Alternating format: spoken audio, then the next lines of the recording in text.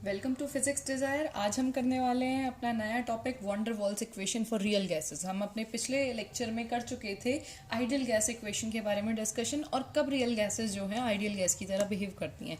तो हमारी ideal gas equation क्या थी, जो हम ऑलरेडी स्टडी कर चुके थे, P V is equals to N R T. So यहाँ पे हम P को प्रेशर, V को वॉल्यूम, N को नंबर ऑफ मोल्स, R को हमने गैस कांस्टेंट बताया था, और T को टेम्परेचर जो कि हम केल्विन स्केल पे मेजर करते हैं, ये हम बात कर चुके थे।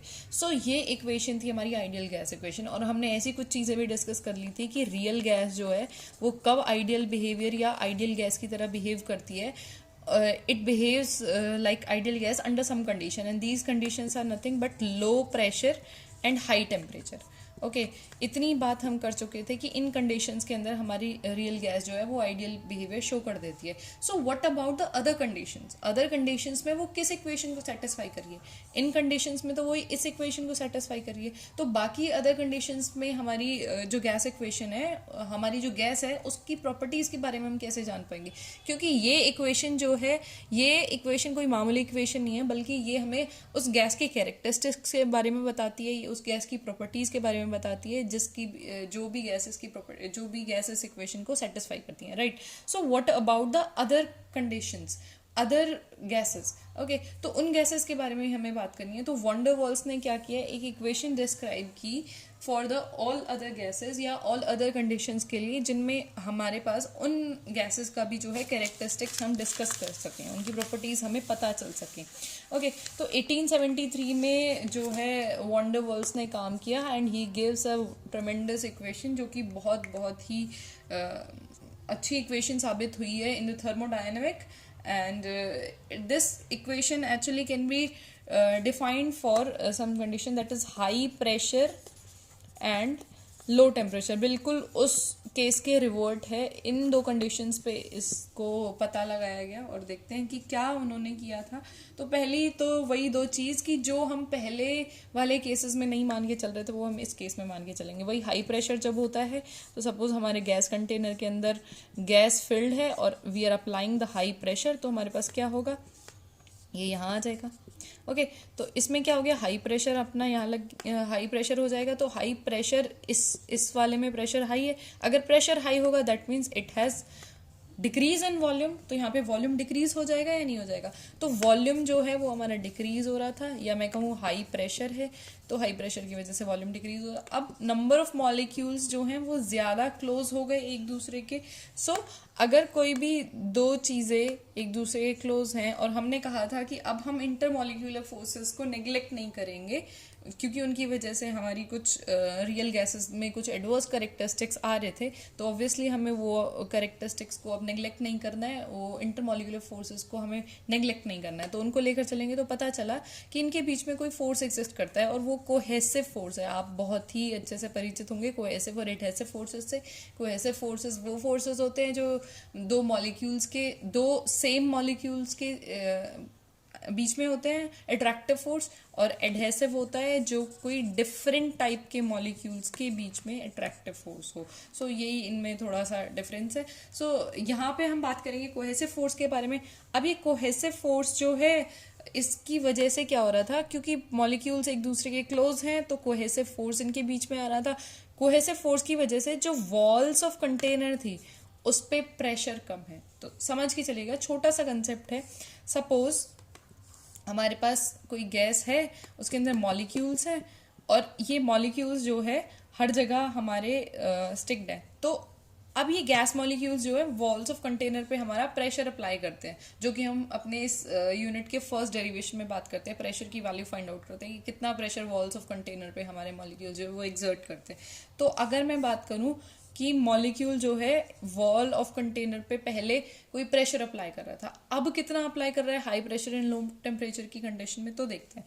तो देखो, क्योंकि बहुत सारे मॉलिक्यूल्स यहाँ पे अवेलेबल है, वो मॉलिक्यूल्स इस मॉलिक्यूल के ऊपर, जो कि वॉल के ऊपर कोई फोर्स लगा रहा है, इसके ऊपर कोई फोर्स अप्लाई करेगा। कौन सा? Attractive force, cohesive force. तो इसको बहुत सारे मॉलिक्यूल्स जो है अपनी तरफ खींच रहे होंगे।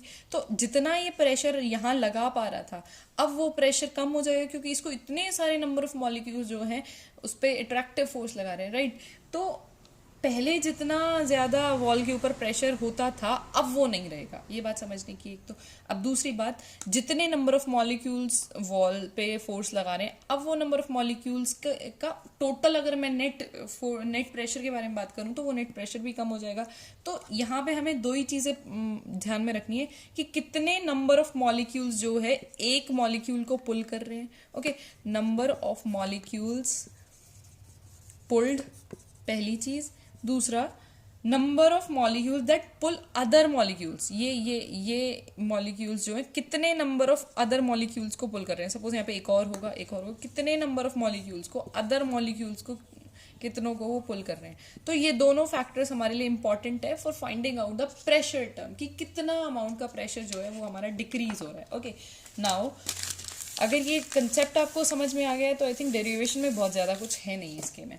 सो अगर मैं कहूँ चेंज इन प्रेशर, मतलब प्रेशर जो है वो आपका कितना डिक्रीज हो रहा है, कितना चेंज हो रहा है, that is proportional to the density. Why it is density? देखो भाई, नंबर ऑफ मॉलिक्यूल्स के बारे में बात हो रही है ना, तो मॉलिक्यूल्स का कुछ मास भी है, obviously they are occupying some volume, क्योंकि अब हम डेफिनेट शेप और साइज के बारे में बात कर रहे हैं ना।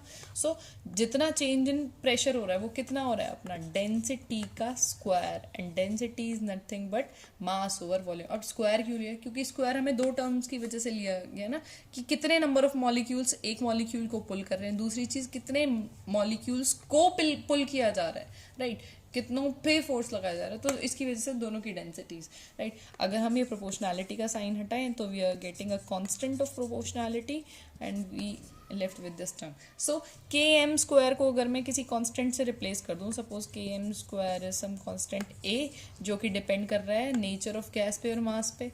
ओके, तो इसकी डिपेंडेंसी नेचर ऑफ गैस और मास पे हो जाती है, both are the constant quantities, तो मैंने एक कांस्टेंट टर्म ली। So a delta P will be nothing but A over V square, right. सो एक इसको हम मार्क कर लेंगे फर्स्ट इक्वेशन, क्योंकि आगे यूज होने वाली है। ये तो चीज़ हुई कि जितना प्रेशर कम हुआ on the walls of the container. Okay, I hope you can write it.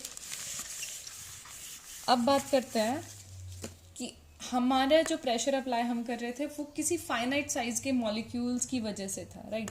अब जैसे ही बात हो रही है प्रेशर हमने हाई अप्लाई किया है, हाई प्रेशर, तो ये वॉल्यूम क्या हो गया, प्रेशर इंक्रीज है, प्रेशर हाई अगर हम लगा रहे हैं तो वॉल्यूम आपका डिक्रीज हो जाएगा। ये बात तो मानने की, प्रेशर ज़्यादा लगाने से ही वॉल्यूम डिक्रीज हुआ है ना। तो impact of molecules on each other, अब क्योंकि molecules come closer to each other, तो एक दूसरे मॉलिक्यूल पे किसी दूसरे मॉलिक्यूल की वजह से बहुत ज़्यादा इम्पैक्ट हो जाएगा। जहाँ की जब इन पे बहुत कम प्रेशर था तो ये बहुत दूर दूर होंगे थोड़े से, राइट। तो पहले जितना इम्पैक्ट था अब उससे कहीं ज़्यादा इम्पैक्ट है, because they come closer, right. So इसकी वजह से हम कह सकते हैं कि क्योंकि इनके बीच में अट्रैक्टिव फोर्स भी है तो इनका वॉल्यूम क्या है, और भी कम हो जाएगा, right. So here dominating factor will be decrease in volume. अगर मैं बात करूं एक मोल के लिए, suppose we are letting a term कि एक मॉलिक्यूल के लिए हमारा बी वॉल्यूम जो है वो डिक्रीज हो रहा है, तो जो भी वॉल्यूम रहा होगा वी, उसमें से अगर मैं बी वॉल्यूम डिक्रीज कर दूं तो मेरे पास वॉल्यूम करेक्शन टर्म आ जाएगी, राइट। अब हम बात करते हैं ओवरऑल इक्वेशन के बारे में। हमारे पास हमारी आइडियल गैस इक्वेशन क्या होती है, P V is equals to R T for 1 mole, अगर हम मान के चले एन को 1 ले लेते हैं 1 मोल के लिए। So P is equals to R T over V. अब क्योंकि हमारा प्रेशर जो है चेंज हो गया है, right, pressure will be change by P plus delta P and your volume will decreases by V minus B. देखो P प्लस डेल्टा P क्यों, क्योंकि हमने हायर प्रेशर अप्लाई किया है ना, तो उसकी वजह से जो प्रेशर में चेंज आया है, और वॉल्यूम जो है हमारा हायर प्रेशर की वजह से वॉल्यूम डिक्रीज हुआ है, तो वो इस फैक्टर की वजह से इतना डिक्रीज हुआ है। So our equation become this. So अगर इसको थोड़ा सा सिंप्लीफाई किया जाए तो we have P is equals to R T over V minus B, इस टर्म को इधर ले आते हैं, so we have minus delta P, और आपको फर्स्ट इक्वेशन जो लिखवाई थी उसमें डेल्टा P की वैल्यू थी a over V square. So simplifying this, इसको इधर ले आएंगे, so we have P plus a over V square is equals to R T by V minus B.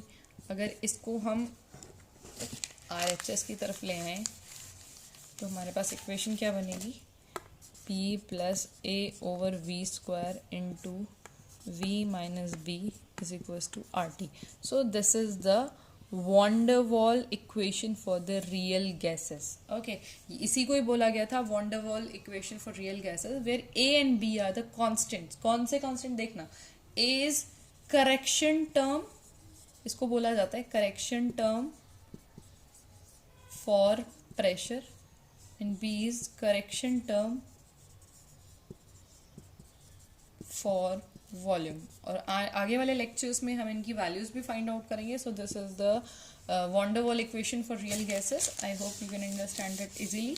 For any queries, please write in the comment section, and please like, subscribe Physics Desire. Thank you.